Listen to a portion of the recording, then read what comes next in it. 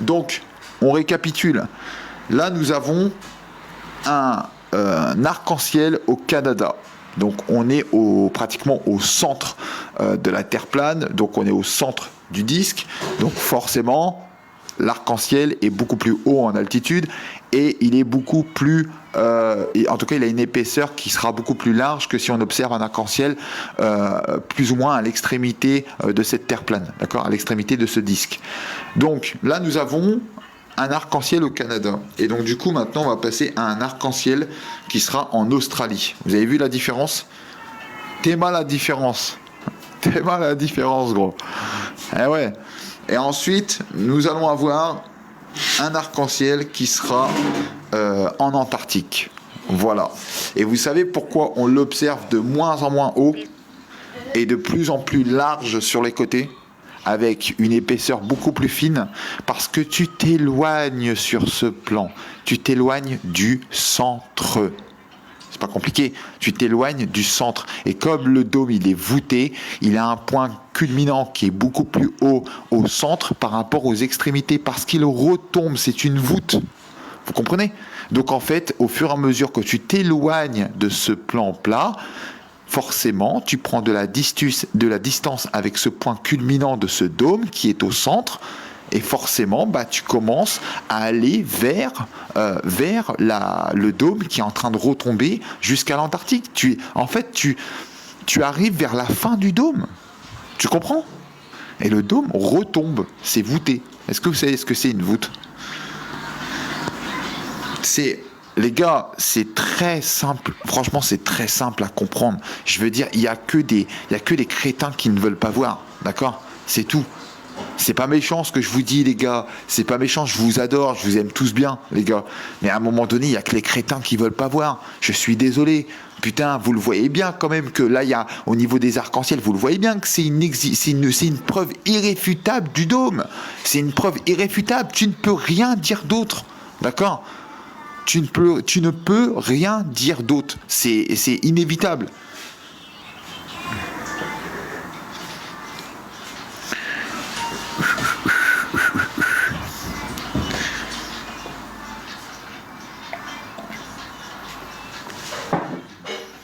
C'est pas la question d'imaginer quoi que ce soit, les gars. C'est la question, en fait, que c'est explicable et c'est logique. Et ça a du bon sens, d'accord ? C'est ce qu'on t'a toujours appris depuis tout petit, depuis que tu as fait tes premiers pas en maternelle, etc. C'est ce qu'on t'a toujours appris. On te l'a toujours appris. Excellent travail, merci beaucoup mon ref. Mais c'est ce qu'on t'a toujours appris. Tu vois ? C'est-à-dire qu'on t'a toujours appris à essayer d'avoir du bon sens. Par exemple, un carré, quand tu vas le regarder, que tu vas le reconnaître, c'est un carré. Tu vois ? Ça va pas être un triangle. D'accord ? Quand tu vas observer quelque chose de circulaire, tu le sais que c'est circulaire, tu le sais que c'est rond, d'accord ? Ça va pas être un losange, ça va pas être un octogone, d'accord ? C'est à un moment donné, les gars, je veux dire, ce qui a du bon sens dans la vie, tu l'observes et tu le reconnais assez instinctif. En fait, tu te poses même plus la question. Une maison, quand tu vas l'observer, tu vas te dire c'est une maison, tu vas pas te dire c'est une voiture, tu vois ? En fait, pertinemment, tu le sais, tu vois ? Pourquoi tu le sais ? Parce que tout simplement, c'est de la logique, c'est du bon sens, tu vois ? Donc aujourd'hui, quand tu vas observer un arc-en-ciel et que, en fonction de sa position, de là où tu es par rapport au centre du disque jusqu'à l'extérieur du disque, quand tu vois que tu as un arc-en-ciel qui est moins haut en altitude, qui a une épaisseur beaucoup plus fine à chaque fois en fonction de l'éloignement par rapport au centre du disque, c'est que ça prouve l'existence du dôme. Mais les gars, vous êtes sérieux ou quoi ? Mais sans déconner. T'as cru quoi ? Franchement, vous avez cru quoi, les gars ? Vous avez cru que l'arc-en-ciel, il allait prendre l'intégralité de toute la Terre plane sur toute l'intégralité du dôme ? Mais vous êtes des malades, les gars. L'arc-en-ciel, il peut très bien prendre une certaine partie du dôme, en fait. Je vois pas où il est le problème. Vous avez la voûte céleste, d'accord? Et en fonction des points culminants, en fonction de l'éloignement par rapport à votre position, bien évidemment aussi par rapport au centre du disque, ce qui est normal, vous allez avoir en fait un arc-en-ciel devant vous. Et les pieds de l'arc-en-ciel, c'est pas la longévité du dôme. C'est-à-dire que en fait, il y a que le dessus de l'arc-en-ciel qui va toucher en fait la voûte céleste. Mais les pieds de l'arc-en-ciel, c'est des pieds qui retombent à une certaine distance, d'accord? Mais ils sont pas obligés spécialement de suivre la sphéricité du dôme, d'accord? Ça n'a rien à voir. Alors, on récapitule encore une fois, les gars, s'il vous plaît. J'ai vu qu'il y avait Ratoche, ça va ou quoi, mon ref?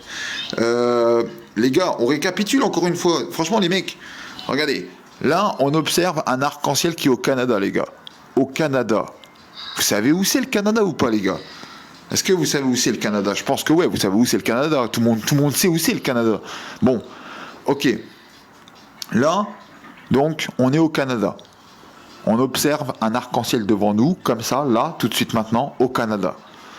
On observe l'arc-en-ciel, il est très haut en altitude, donc il est très très haut. Hein. Pourquoi? Parce qu'il touche...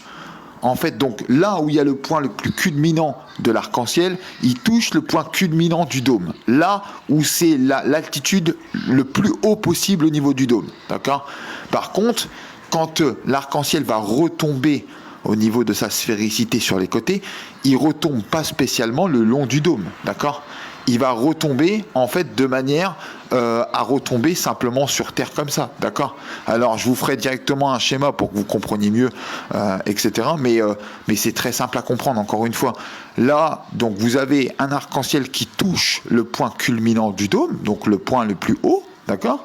Parce qu'on est au centre du disque, d'accord? On est pratiquement au centre du disque. Donc c'est pour ça que tu as un arc-en-ciel qui est aussi haut en altitude comme ça. C'est normal. Et qui a d'ailleurs, regardez bien l'épaisseur de cet arc-en-ciel. Il est tellement épais, c'est incroyable. Et ça se voit tout de suite qu'il est épais. Il y a un double arc-en-ciel. Ça fait carrément un double arc-en-ciel tellement qu'il est épais. Et donc, du coup, maintenant on va passer à la prochaine. Donc la prochaine photo... ça va être une photo où on va être en Australie, les gars. Donc là, on est en Australie, les mecs. Donc là, on s'est beaucoup éloigné, on s'est fort éloigné par rapport au centre, et on est bien évidemment pratiquement, en tout cas, on est entre l'équateur et entre l'Antarctique, d'accord? Donc on est quand même un peu plus proche de l'équateur que de l'Antarctique, d'accord? Donc on n'est pas à l'extrémité de ce disque encore, d'accord? Donc on est plus ou moins à l'équateur, on est un peu après l'équateur. Donc forcément, globalement, c'est normal d'avoir un arc-en-ciel comme celui-ci. Mais regardez comment il est beaucoup moins haut en altitude. Et regardez l'épaisseur de l'arc-en-ciel. Beaucoup moins épais, les gars. D'accord? Maintenant, on passe à un arc-en-ciel qui sera en Antarctique. Voilà. Vous avez compris ou pas? Vous avez compris ou pas? Ça y est, vous avez compris ou pas? Ça commence à rentrer, les mecs, ou pas? Et regardez bien, observez bien, les gars. Ça a du bon sens. Ça, c'est du bon sens. C'est de la logique. Voilà. Ça, c'est de la logique. Quand tu observes ça, tu sais qu'il y a forcément quelque chose au-dessus de ta tête qui rétrécit en termes d'altitude à chaque fois que tu t'éloignes du centre. Tout le temps. Pourquoi? Parce qu'il y a un dôme au-dessus.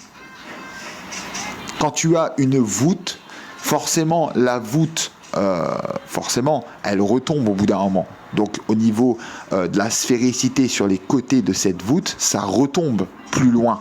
D'accord? Ce qui est normal. Donc, il y a un point le plus haut qui est au centre, ce qui est normal aussi. Donc, ça, c'est le centre de la voûte. C'est là où il y a le point le plus haut. Et bien évidemment, donc sur les côtés de cette voûte, ça retombe. Alors, ça retombe très loin, c'est-à-dire que cette voûte, elle est gigantesque, d'accord? Ça va du centre de la Terre plane jusqu'à à peu près pratiquement jusqu'au 120e parallèle sud de l'Antarctique, tu vois. Donc, concrètement, c'est normal que il y a beaucoup de distance à parcourir avant de pouvoir observer par exemple un arc-en-ciel comme celui-ci, tu vois. Il y a beaucoup de distance, mais en fait il y a beaucoup de distance pour nous, parce que nous en tant qu'être humain, nous on est microscopique, c'est pour ça. Mais en réalité la Terre elle est pas grande, je vous le dis, en réalité c'est petit, hein. C'est petit, hein, mais c'est juste que Pourquoi nous, ça nous paraît grand? Parce que y a une disproportion entre cette terre plane qui est petite et par rapport à nous. C'est-à-dire que nous, c'est pas on est petit, nous on est plus qu'infiniment petit, d'accord? En fait, on est infiniment, microscopiquement petit dans une Terre qui est petite, elle. D'accord? Parce que la Terre, elle est petite contrairement à l'ensemble de notre écosystème global. D'accord? Notre écosystème global, il est gigantesque. D'accord? À côté de cette terre plane qui est posée au centre, et puis qu'il y a un dôme, un firmament qui protège en fait tout simplement le centre de cet écosystème. Pourquoi nous on est protégé par un dôme et pas les disques à l'extérieur? Tout simplement parce qu'on est le centre. Voilà, on est le centre de cet écosystème. Donc il faut protéger le centre, ce qui est normal. Mais il y a un dôme au troisième disque, mais ça c'est encore autre chose. Voilà, c'est encore pas la même chose. Après c'est selon les croyances aussi. Moi en tout cas personnellement j'y crois, et tous ceux qui respectent pas mon choix, je les emmerde. Ok, voilà. Donc concrètement, voilà comment ça s'explique. Bien évidemment que les arcs-en-ciel prouvent l'existence du dôme, c'est irréfutable. Enfin, il y a ça là-dessus, ça ne fait aucun doute, je veux dire. Et puis si on essaie de s'imaginer des arcs-en-ciel comme celui-ci ou comme celui-ci, et qu'on observe ceci, qu'on s'imagine ceci sur une boule toupie, une testicule géante de 40 075 km de circonférence, tournant sur elle-même, sur son axe de rotation à 1667 km/h, vitesse constante, ce qui donne à peu près du 645 mètres par seconde à l'équateur. Les gars, ça va être compliqué de s'imaginer ça. Hein. Ça voudrait dire qu'on tourne sur une boule qui ressemble à Star Wars. Hein. Franchement, je vous le dis les gars, parce que des arcs-en-ciel, il y en a partout dans le monde. Hein. C'est pas... voilà. Donc, je vous le dis les mecs. Donc réfléchissez bien encore une fois, bien évidemment que les arcs-en-ciel c'est indéniable, ça prouve l'existence du dôme, c'est complètement irréfutable. Tu ne peux pas réfuter ça, tu vois bien que au fur et à mesure de ta position, que cela soit au Canada, que cela soit en Australie, que cela soit en Antarctique, tu vois bien que l'arc-en-ciel, plus tu vas t'éloigner du centre polaire, plus tu vas avoir un arc-en-ciel qui va être moins haut en altitude et qui va être plus large sur les côtés. Pourquoi? Parce que tout simplement, tu t'éloignes du centre. Et donc, du coup, le dôme, tu n'es plus en présence de ce point culminant, donc de ce point le plus haut, de ce point central de cette voûte céleste, mais tu commences à t'éloigner. Et donc du coup, au fur et à mesure que tu t'éloignes, tu as la voûte céleste qui retombe en fait, donc très loin après l'Antarctique. Toi, tu t'en aperçois pas comme ça indirectement, parce que déjà, premièrement, tu ne crois pas à l'existence du dôme, et deuxièmement, tu ne le vois pas. Donc c'est compliqué pour toi. Et je comprends, tu vois. Mais ça te le démontre. Ça te le démontre qu'il est là. Tu vois ce que je veux dire? Déjà, tu ne pourras pas... Enfin, en réalité, on dit qu'on ne le voit pas, mais si on le voit. En réalité, tu le vois. C'est-à-dire que, par exemple, quand il fait jour, contrairement à la nuit, quand il fait jour, quand tu observes le ciel, c'est le dôme. D'accord? Le dôme est bleu. En fait, c'est la vraie couleur du dôme. C'est-à-dire que c'est la vraie couleur du firmament. Mais c'est juste que toi, pour toi, c'est ce que tu appelles le ciel. D'accord? Mais le ciel, c'est le dôme. D'accord? En fait, c'est pas compliqué à comprendre, les gars. Pourquoi vous le voyez en réalité, vous le voyez aussi dans la nuit, mais c'est juste que pourquoi vous ne le voyez pas comme dans le jour? Parce qu'en fait, il n'est pas éclairé par le soleil, le dôme. Tu comprends? Il n'est pas éclairé. Et d'ailleurs, ça prouve l'existence d'un soleil local. Et ça prouve justement aussi que le soleil est en dessous du dôme. D'accord? Qu'il est à l'intérieur. Alors après... Moi, par rapport à ça, j'en déduis encore autre chose, mais ça c'est différent. J'en déduis encore autre chose, mais après ça c'est mon hypothèse, ça me concerne moi et ça c'est encore autre chose. Mais en tout cas, ça prouve bel et bien que le soleil est à l'intérieur du dôme. Et donc il éclaire de l'intérieur, de manière multidirectionnelle, il éclaire de l'intérieur, mais...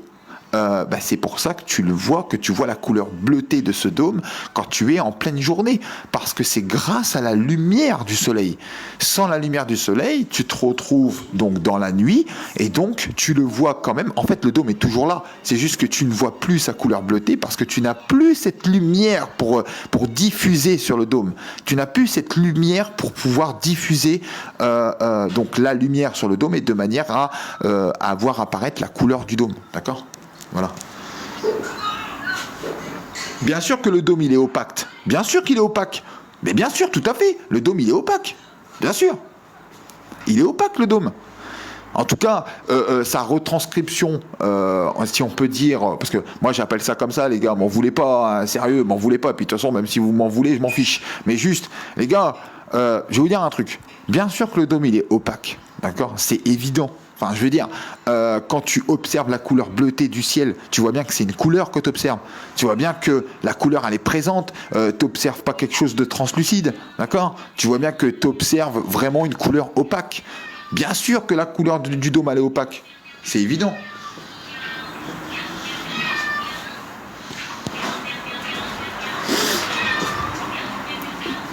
Ne dites pas ce que j'ai pas dit, Noshiro. Merci. Je lis même pas ton commentaire parce que franchement, c'est fatigant.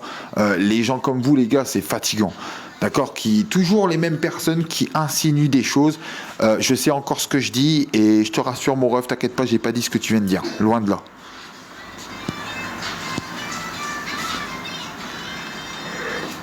Induction lumineuse. Ça va ou quoi, Saitama? Comment ça va, mon ref? Donc voilà, c'est, enfin. Attendez les gars, parce que je regarde un truc. Salut Gaïa, ça va ou quoi Kaki? Comment ça va mon frérot? Mais les gars, je vais vous dire un truc. Hein. Déjà, bon, après, c'est sûr qu'une question, il n'y a pas une question plus intelligente qu'une autre, bien sûr. Tout le monde est libre, on va dire, de poser des questions, etc. Bah, déjà, dans un premier temps, bien sûr que le dôme, il est opaque. Bien sûr, c'est évident. Sinon, comment tu aurais la retranscription de sa texture? C'est pas possible. Tu vois ce que je veux dire? Bien sûr que le dôme, il est opaque, c'est évident. Voilà. Mais, en fait, il faut bien comprendre une chose. Il faut bien comprendre que le soleil, d'accord, que cela soit avec une source lumineuse qui diffuse sa lumière à 360 degrés de manière multidirectionnelle ou que cela soit un spot, tu peux avoir un soleil local. D'accord? Arrêtez. En fait, ce qui est fatigant, c'est que les gens n'ont jamais testé sur un modèle tridimensionnel à quoi ça ressemble et les gens viennent te faire la morale. Mais mon gars, tu passes ton temps à bouffer du pain et du saucisson, d'accord? Avec tes amis dans un pique-nique qui en vaut même pas la peine parce que le lendemain, tu auras déjà oublié ce que tu as fait la veille, d'accord? Et tu viens me faire la morale. Moi, j'ai fait des projets, mon gars, que même toi, tu n'aurais même pas pensé à faire, d'accord? Donc, en fait, les gars, dites-vous bien une chose, que cela soit un soleil, même imaginons qu'on a une petite boule de 56 km de diamètre et que cette petite boule, elle éclaire de manière multidirectionnelle. Mais ce que vous comprenez pas, les gars, d'accord, c'est que son intensité va avec. Il est proche de la Terre. Donc que cela soit multidirectionnel ou que cela soit un spot, dans tous les cas, à partir du moment où il y a une certaine proximité avec ce plan plat, d'accord, bah forcément en fait c'est une zone qui est éclairée. C'est pas l'intégralité. Réfléchissez 2 secondes, s'il vous plaît, réfléchissez avant que l'humanité soit morte. De toute façon, dans tous les cas, c'est déjà mort. Donc concrètement, voilà, il faut arriver à visualiser et à comprendre comment ça marche, d'accord? Parce que ça fonctionne. Et ça, tu as des gens qui pourront te dire mais non, ça marche pas, etc. Non, non. Mais c'est parce que ces gens-là, ils sont méconnaissables. Ces gens-là, en fait, ils vont discréditer. Tu sais, aujourd'hui, c'est facile. Moi, si je devrais discréditer la Terre plane, c'est facile. Hein. C'est facile, les mecs. Hein. Moi, je vous fais ça en 30 secondes. Hein. Moi, je vous le dis, si demain je dois discréditer la Terre plane, bah, je vais vous dire comme ça, je vais vous dire, non, les gars, écoutez pas les platistes, tu sais quoi, c'est des pseudo-sixièmes qui n'ont même pas fini leur année, ils nous parlent d'un soleil local, je sais pas quoi, on sait très bien que le soleil, il éclairerait l'intégralité de la Terre plane, d'accord? Voilà ce que je ferais pour discréditer. Alors que, par logique, si tu réfléchis avec du bon sens, etc., oui, il éclairerait l'intégralité de la Terre plane s'il serait loin. D'accord? Mais pas proche. S'il est local, il va éclairer une zone locale. Vous comprenez ça? C'est pas compliqué. C'est pas compliqué. Voilà. Il a arrêté l'école à quel âge? Ben, j'ai arrêté 1 an après toi, mon ref. Si t'as compris la rhétorique. Espèce de crétin. Voilà. Après, on va me dire, Gaïa, calme-toi, insulte pas les gens. Mais oui, mais je suis obligé. Je suis obligé. Quand je vois ce genre de commentaires-là, il a arrêté l'école à quel âge? Mais va fan culo, va. Va fan culo, Pedro, va. Putain, c'est un truc de ouf.